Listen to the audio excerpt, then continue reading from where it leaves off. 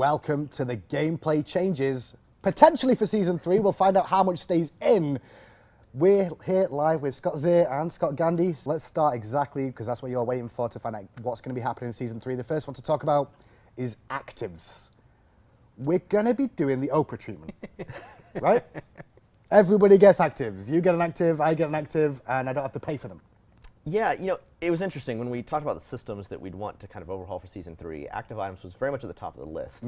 I think our users kind of know that we've struggled a little bit, I think, balancing them through the course of this season.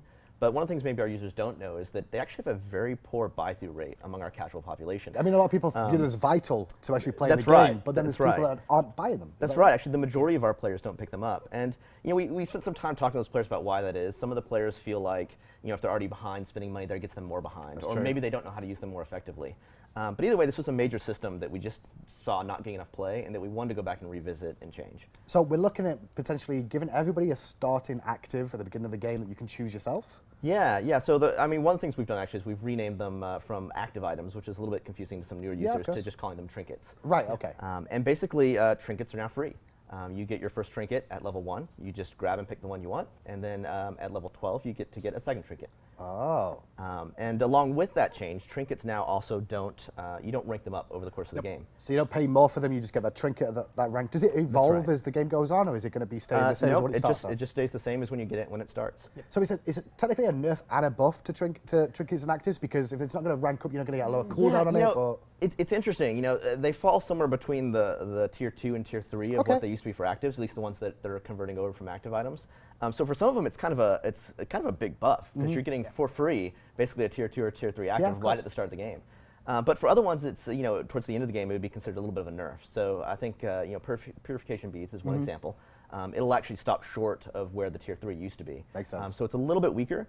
But along with that change, we're actually doing other itemizations and adjustments to gods to deal with how much crowd controls there is in general. Well, talking about new items and balances there as well, we're going to be looking potentially at things with aura items and passives in them in Season 3. We're going to see some new items too, I believe. Yeah, there's definitely, we're kind of holistically looking at the entire itemization system. There's new items, there's pretty big changes to existing items. We kind of have an emphasis too on looking at items that we think over the course of SMITE's last 2 years have gotten a little bit bloated. Okay, now we're looking, it appears we're going to be rebalancing a lot of the gods to look at trying to get strategies going. Is that right? Like team strategies are going to be changing? Yeah, I think one of the things that we're looking at is obviously, doing a big change to itemization is going to affect very heavily where gods sit. So there's some adjustments we're going to do based on that. Yeah. However, I think when you look at kind of the meta strategy of the game, one of the things we want to do is to better focus gods and teams on whether you're building compositions for kind of early, middle, or late game. Right, okay.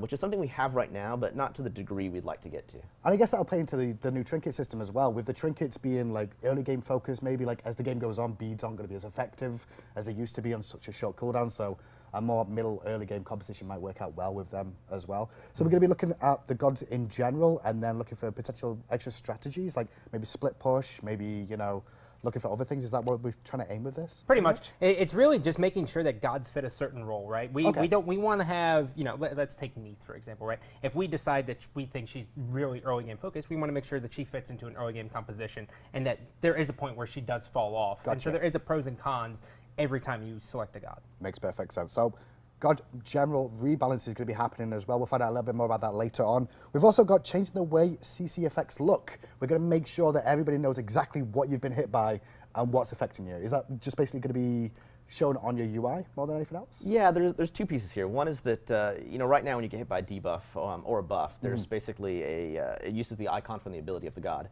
And there's hundreds of abilities in the game. Yeah, of course. So it was kind of a poor decision, I think, to do that there because it's really hard for players to know what happened. And so what we're doing with this season is we're going back and we're making new icons to represent every debuff in the game. It's like stun, that's disarm, right, stun, and especially disarm. Yeah, especially disarm. Especially disarm. It's so confusing. And to be fair, you do see the bar go across. You do see the bar, but yeah. it could always be better. So now on your debuff bar when you're stunned, it'll always be the same icon that displays, regardless of who stuns you and what the source is, or if you're silenced or whatever it is. And that's really just to add extra clarity to the game. Awesome. So we're going to be clearing things up for Season 3 as usual. Yeah, and then there's some adjustments to, we've kind of had general rules around the effects, like generally when you're slowed, it's stuff around your feet.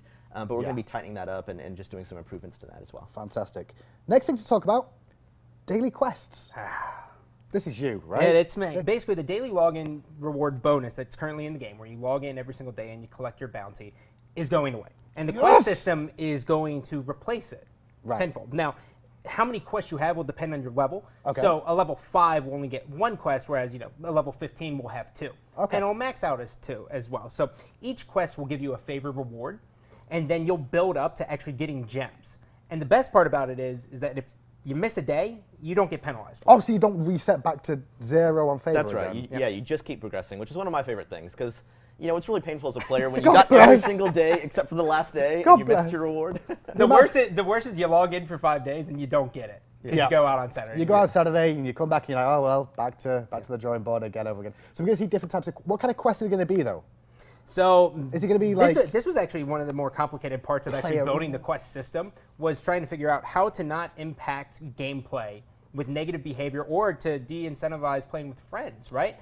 And so what we looked at, we said, okay, well, we can't do game modes because if I have played 3 Conquest games and Scott Zier has played 3 Arena, we're not going to play together. That's true. So we had to look at what else we could do, and Scott came up with the idea of we should look at pantheons and then role specific. So play 2 games as a hunter, or play 3 games as a Roman. Those are kind of the quests you're going to see. Next up, and finally, want to touch on, we are looking at ranked. Like we say every year. Yes. Ranked, we're looking at changes to league system. You can't go too much in depth now, I understand completely, but we're looking to try and change the way matchmaking is going to work and how you get seeded and what division you start in. Yeah, I think there's a couple of big announcements we can't talk about now. Okay. I think as we've said before when we talked about Joust, we are actually doing a Joust League. That's 3v3 Joust. Hey. Yeah. Okay. So 3v3 Joust League, we're very excited about that. You will be able to actually take 2 friends in with you, so you can just play with friends on your side. Full 3 full 3 people. team up. So that's we're pretty excited about that. Joust is a popular mode, and the new map's going to be fantastic. So it's gorgeous. But what we can't say we're doing is there is going to be a soft reset that happens going to League, and all players are going to re-qualify for the next season. Right. Okay. So you will see your position and placement be adjusted, and we'll have more details along with that and some of the adjustments that are going on a little bit later. It's all in the talk at the moment. That's the big reason here. Nothing's finalized just yet, so we can't say exactly how it's going to go down, but you are looking at it. That's right. Finally, again, after season 2. Finally. Thank you so much for joining me, Scott, and Weaker Scott. We will be back, obviously, with more future changes. Keep an eye out for the videos for that. This was the end of gameplay changes for season 3.